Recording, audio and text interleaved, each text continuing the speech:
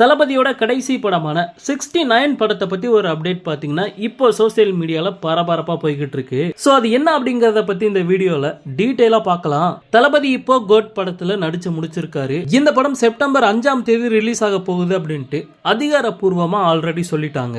இதுக்கிடையில கோட் படம் தான் தளபதியோட கடைசி படம். இனிமேல் அவர் படம் நடிக்க மாட்டாரு. கட்சி வேலைகள் அதிகமா இருக்கிறதுனால தளபதி இப்படி ஒரு முடிவு எடுத்திருக்காரு அப்படின்ட்டு சில பொய்யான நியூஸ்லாம் பாத்தீங்கன்னா சோசியல் மீடியால பரவ ஆரம்பிச்சது.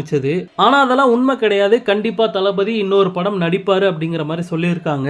சோ தளபதியோட கடைசி படத்தை ஹச் வினோத் டைரக்ட் பண்ண போறாரு. இந்த படம் தளபதியோட அரசியல் களத்துக்கு ஒரு அடித்தளத்தை அமைச்சு கொடுக்க போகுது அப்படிங்கிற மாதிரிலாம் எதிர்பார்க்கப்படுது. ஏன்னா தளபதியோட கடைசி படத்தை முழுக்க முழுக்க அரசியலை மையப்படுத்தி எடுக்க போறாங்க அப்படிங்கிற மாதிரி சொல்றாங்க.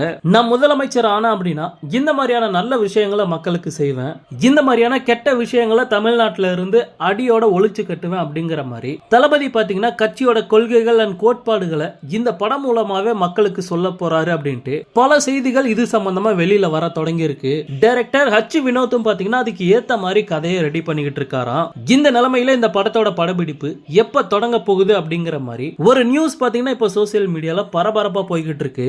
ஆமா நண்பா, செப்டம்பர் 5ஆம் தேதி கோட் படம் ரிலீஸ் ஆகுது. அதே மாசத்துல தளபதியோட 69 படத்துக்கான படப்பிடிப்பும் தொடங்க இருக்கு அப்படிங்கிற மாதிரி ஒரு அப்டேட் பாத்தீங்கன்னா இப்ப கிடைச்சிருக்கு. அதே மாதிரி இந்த படத்தோட டைரக்டர் ஹச் வினோத் தான் அப்படிங்கறத ஒரு அபிஷியல் அப்டேட்டா பாத்தீங்கன்னா கூடிய சீக்கிரத்துல நமக்கு கொடுக்க போறாங்க. சோ வெயிட் பண்ணி பார்க்கலாம். ஓகே நண்பா, இந்த மாதிரி தளபதியோட எல்லா அப்டேட்டையுமே மிஸ் பண்ணாம பார்க்க நம்ம சேனலை சப்ஸ்கிரைப் பண்ணி சப்போர்ட் பண்ணுங்க. தேங்க்யூ.